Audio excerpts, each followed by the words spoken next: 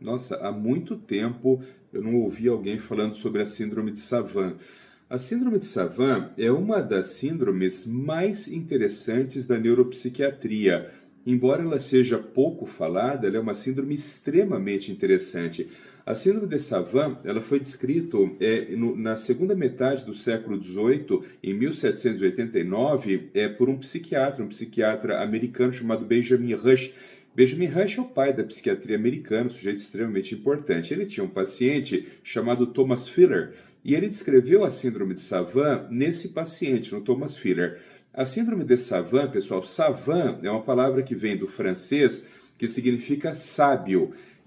Por que ele descreveu com esse nome, síndrome de Savant? Porque esse sujeito, esse Thomas Filler, ele era um indivíduo que ele tinha deficiência intelectual, ele mal e mal sabia contar, ele não sabia ler, só que ele tinha uma habilidade, que era uma habilidade extremamente prodigiosa de lidar com números, com cálculos.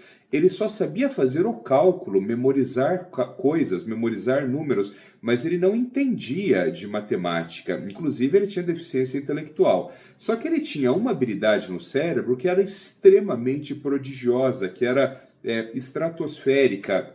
E aí, então, Benjamin Rush descreveu essa síndrome. Curiosamente, algum tempo depois, um outro sujeito, esse muito mais conhecido de todos nós, o John Langdon Haydon Down, que foi quem posteriormente descreveria, claro, a síndrome de Down. John Langdon Haydon Down, vocês sabem, trabalhou a vida inteira, quase a vida inteira, depois que ele se formou médico. Ele tem uma história muito bonita, né? Uma história antes de se tornar médico muito bonita, mas depois que ele se tornou médico, ele foi trabalhar num asilo. Asilo naquela época não era o que a gente entende hoje por asilo. Asilo naquela época eram instituições em quais pessoas ficavam internadas, inclusive crianças. Então John Langdon Haydon Down trabalhou a vida inteira num asilo junto com a sua esposa, criou seus filhos também, no asilo de Earswood, ali nos arredores de Londres. E nesse asilo de Earswood, John Down ele acabou descrevendo 10 casos de síndrome de Savant.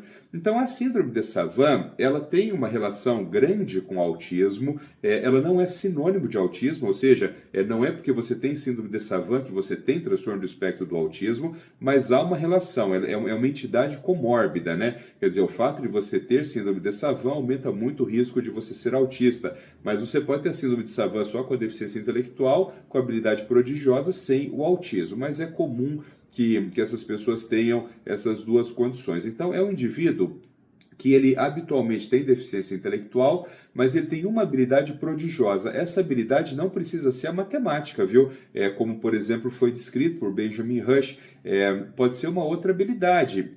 Por exemplo, decorar coisas. Então, pessoas que decoram catálogos inteiros, que decoram dezenas de livros inteiros, que decoram a Bíblia inteira, ou pessoas que fazem cálculos astronômicos, ou pessoas que têm uma habilidade visoespacial estratosférica. Mas aí, gente, tem que entender o seguinte, não é ser um pouco bom em alguma coisa, é uma habilidade totalmente raia, uma habilidade totalmente acima da média, uma coisa absolutamente espetacular, impressionante. Isso a gente chama de síndrome de Savant.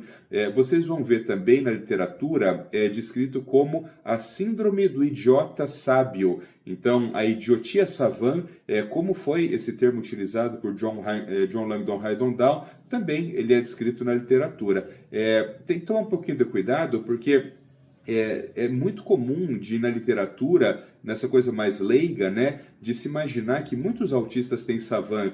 E tem lugares escritos, por exemplo, que de cada 10 autistas, um é savant. Isso é um completo absurdo. A síndrome de savant ela é muito rara, né? Tem lugares que dizem que de cada 1000 pessoas, uma é savant. Isso é outro absurdo. A síndrome de savant ela é muito rara. Para vocês terem uma ideia, vocês sabem, eu tenho uma casuística gigantesca de pacientes, só pacientes com autismo, eu tenho mais de 1.500 pacientes em acompanhamento, eu só tenho 2 pessoas com síndrome de Savant, as duas para memória, uma para cálculos e a outra para decorar textos, assim. Mas é uma coisa absolutamente espetacular. Um deles é um adolescente, um menino com 16 para 17 anos hoje, que ele faz aqueles cálculos, você pega uma calculadora e você vai falando para ele, cara, então vai, ó, aí você fala 758 vezes 324, mais não sei quanto, divide por tanto, soma tanto, e aí ele faz assim com a mão, ele tem umas estereotipias, ele fala tal, e o número você vai na calculadora e é aquilo.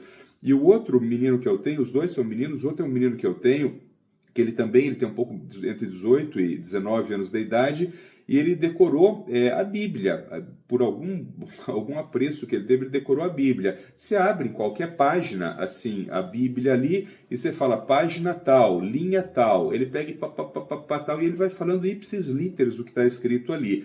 Ambos têm deficiência intelectual, ambos têm deficiência intelectual. Então isso é a síndrome de Savant.